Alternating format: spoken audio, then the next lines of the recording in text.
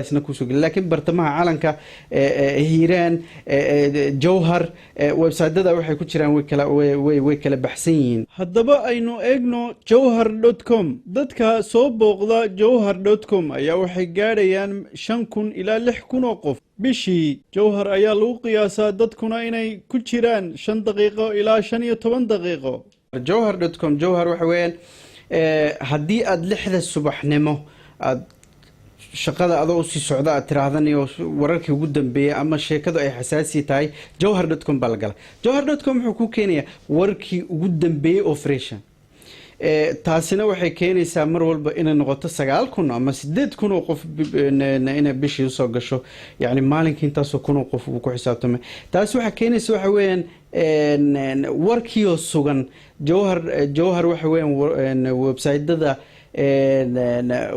ugu magaca dheer la weeyaan jawhar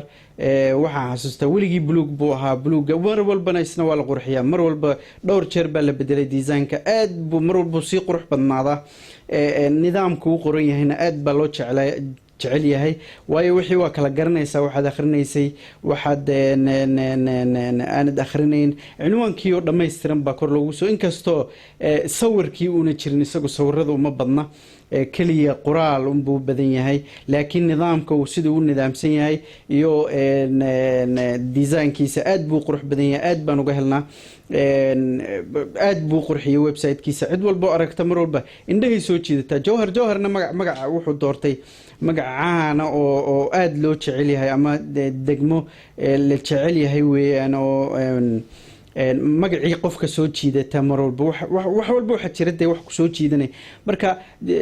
jawhar oo kale waxa ku soo jiidanay magaca marka hore talabaad waxa ku soo jiidanay magaca yare bluega website-ka yare bluega ee sida quruxda badan la u sameeyay haddaba caan wuxuu ku yahay jawhar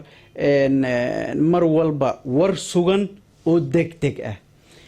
6 subaxnimo 4